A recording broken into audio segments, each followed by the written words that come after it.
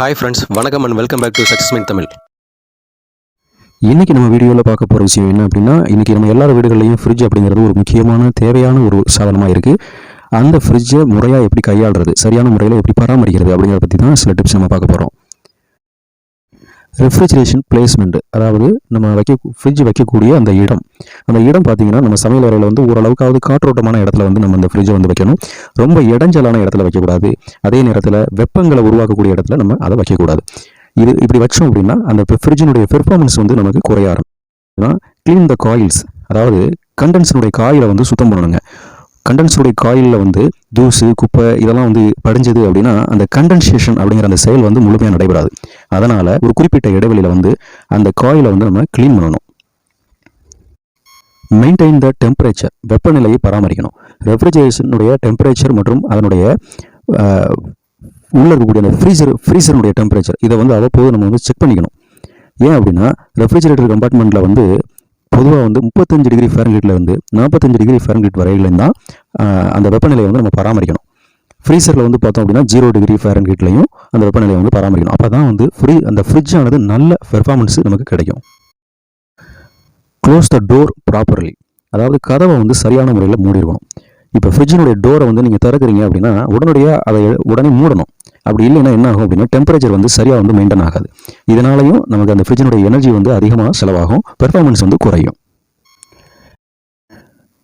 அடுத்து பார்த்தோம் அப்படின்னா செக் த டோர் கேஸ்கட், அதாவது டோரில் இருக்கக்கூடிய கேஸ்கட்டை வந்து சரியான முறையில் பொருந்தி இருக்கா அப்படிங்கிறத வந்து செக் பண்ணணும். ஏன் அப்படின்னா அது சரியான முறையில் அந்த கேஸ்கட் வந்து நல்லா ஃபிட் ஆகலை அப்படின்னா அதன் வழியாக வந்து என்ன ஆகும் அப்படின்னா கோல்டு ஏரானது எஸ்கேப் ஆகும். அப்படி எஸ்கேப் ஆகும்போது என்ன ஆகும் அப்படின்னா டெம்பரேச்சர் வந்து சரியாக வந்து மெயின்டைன் ஆகாது. இதனால் அதிகமான எனர்ஜி வந்து செலவாகும். இதனாலையும் பெர்ஃபார்மன்ஸ் வந்து குறையும். சேஞ்ச் த வாட்டர் ஃபில்டர், தண்ணீர் ஃபில்டரை வந்து சுத்தம் செய்யணும், அதாவது மாற்றணும்.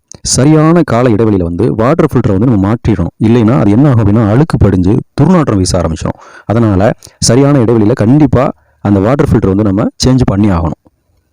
எம்டி த ஐஸ் கட்டிகளை வந்து கரைச்சி எடுத்துடணும். ஏன்னா ஃப்ரீசரில் பார்த்தீங்க அப்படின்னா ஐஸ் கட்டி வந்து ரொம்ப கிட்டியாக நின்றுடும். அப்போ என்ன ஆகும் அப்படின்னா ஃப்ரிட்ஜினுடைய ஆயில் காலத்தை வந்து அது குறைச்சிரும். அதனால் அதுக்குன்னு உள்ள அந்த பட்டன் ஒன்று கொடுத்துருப்பாங்க இல்லையா, அந்த பட்டனை நம்ம ஆப்ரேட் பண்ணி அந்த ஐஸ் கட்டியை வந்து கரைச்சி எடுத்துடணும். முதல்ல வேஸ்ட் வாட்டர் டிஸ்போஸ், ஃப்ரிட்ஜினுடைய பின்பகுதியில் கீழ்ப்பக்கம் இருக்கக்கூடிய அந்த வேஸ்ட் வாட்டர் பாக்ஸ் ஒன்று கொடுத்துருப்பாங்க.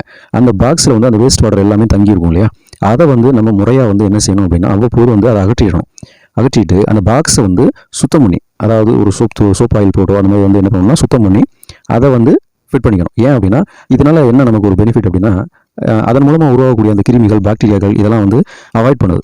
ரெண்டாவது க்ளீன் த ஃப்ரிட்ஜ் ஃப்ரீக்வெண்ட்லி, ஃப்ரிட்ஜை வந்து குறிப்பிட்ட இடைவெளியில், அதாவது ஒரு மாதத்துக்கு ஒரு முறையோ அல்லது 2 வாரத்துக்கு ஒரு முறையோ அனைத்து பொருட்களையும் உள்ள இருக்கிற பூரா எடுத்துட்டு என்ன பண்ணணும் அப்படின்னா ஒரு வெதுவெதுப்பான தண்ணியை வச்சு ஒரு காட்டன் வேஸ்ட் வச்சு நல்லா தொடச்சி எடுக்கணுங்க.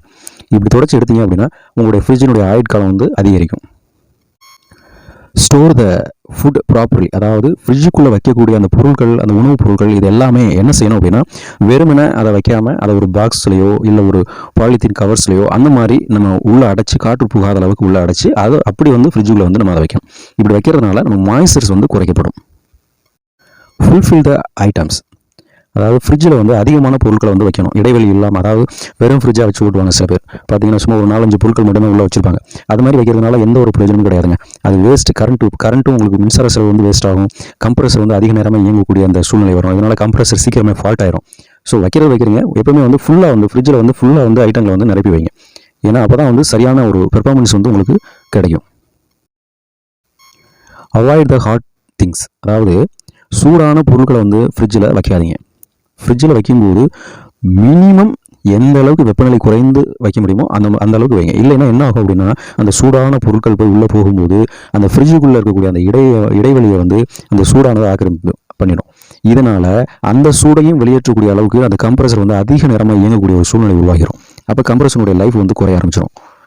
ஸோ இதை வந்து கண்டிப்பாக அவாய்ட் பண்ணிடணும். அது மட்டும் இல்லைங்க, ஒரு ஃப்ரிட்ஜில் வந்து கம்ப்ரஸர் ஓடும் பொழுது ஒரு அப்நார்மலான ஒரு நாய்ஸ் வருது, இல்லை ஏதோ ஒரு வித்தியாசமான நமக்கு ஒரு சத்தம் வருது அப்படின்னா உடனடியாக வந்து ஃப்ரிட்ஜை வந்து நிறுத்திடணும். அது மட்டும் இல்லாமல் ஃப்ரிட்ஜுக்கு வந்து எர்த்து இணைப்பு வந்து சரியான முறையில் கொடுத்துடணுங்க. மின்சாரத்தை பொறுத்தளவுக்கு இந்த எர்த்து இணைப்பு வந்து கண்டிப்பாக ஃப்ரிட்ஜுக்கு வந்து இருக்கணும். ஒரு ஸ்டெபிளைசர் வந்து ஃபிட் பண்ணிக்கணும். ஏன்னா கரண்ட் வந்து சீரான முறையில் வந்தால் தான் அந்த ஃப்ரிட்ஜ் வந்து உங்களுக்கு சரியான முறையில் இயங்கும்.